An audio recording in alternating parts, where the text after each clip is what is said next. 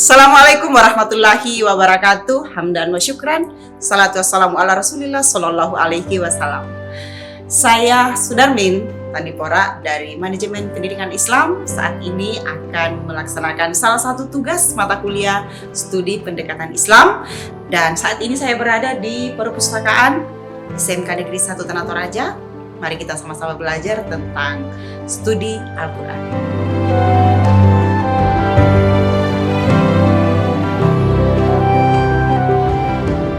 Studi Al-Quran merupakan bagian dari studi Islam.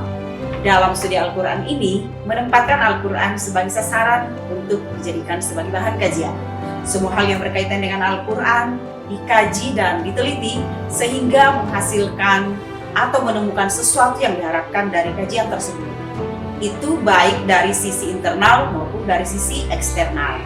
Contohnya dari sisi teks atau ayat Al-Quran itu sendiri, dari sisi histori atau asbabun nuzulnya, kemudian juga penafsiran yang bersumber dari cara berpikir personal maupun pada saat itu penafsiran yang dipikirkan secara bersama atau dengan pola diskusi.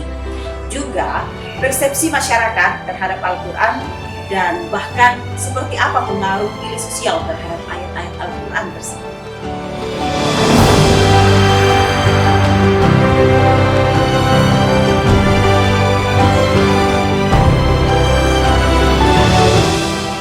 Pada dasarnya, ruang lingkup studi Al-Quran luas sehingga dipetakan oleh Sahiron Syamsuddin menjadi beberapa ranah. Ranah pertama yaitu dirasat Maf'il Nas, yaitu menjadikan teks atau ayat Al-Quran sebagai objek kajian. Tujuan kajian semacam ini bisa saja beragam, tergantung pada kepentingan dan keahlian masing-masing pengkaji. Sebagian pengkaji ingin menguak worldview Al-Quran tentang konsep permasalahan tertentu, sehingga hasilnya dapat digunakan sebagai sarana legitimasi atau bahkan diaplikasikan dalam kehidupan sehari-hari. Studi semacam ini telah banyak dilakukan oleh para intelektual muslim maupun non-muslim, baik dari dalam negeri maupun luar negeri.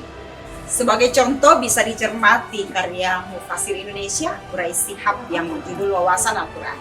Karya ini berisi pandangan-pandangan Al-Quran tentang tema-tema tertentu yang aktual khususnya di bumi Indonesia.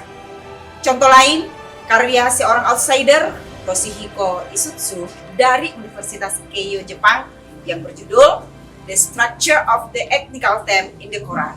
Karya ini memiliki versi Indonesia yang berjudul Konsep-Konsep Etika.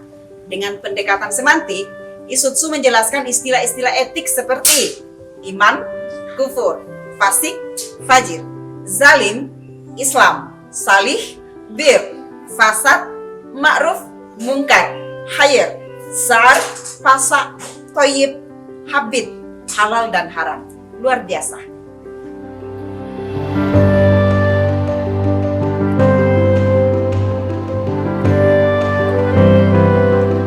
Ranah yang kedua yaitu dirasa haula Al-Quran.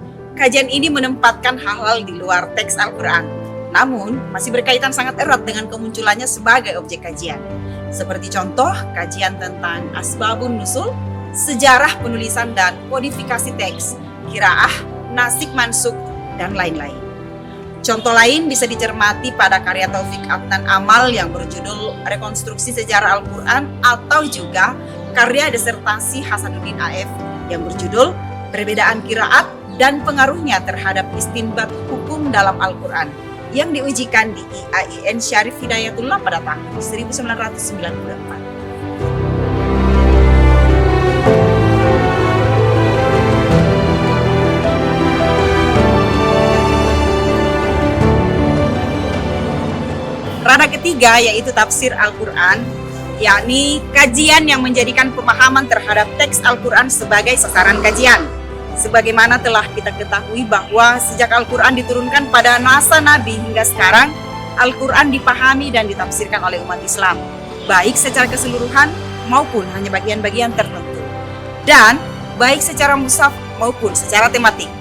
Yang bisa menjadi titik perhatian dari kajian tafsir ini antara lain terkait dengan metode, hasil penafsiran, sudut-sudut tertentu yang mempengaruhi penafsiran, penafsir yang menafsirkan, dan seterusnya.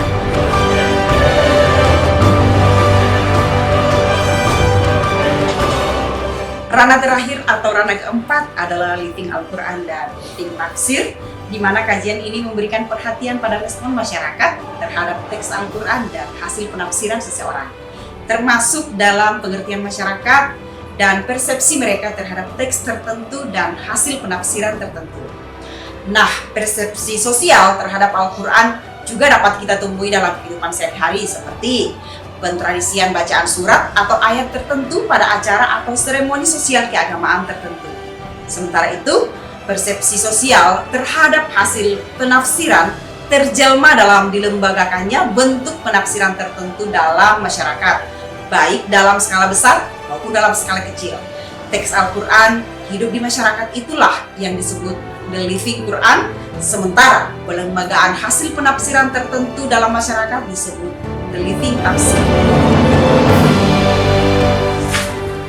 Demikianlah tema studi Al-Quran dalam mata kuliah pendekatan studi Islam. Saya mengucapkan terima kasih dan mohon maaf sebesar-besarnya atas segala kekurangan.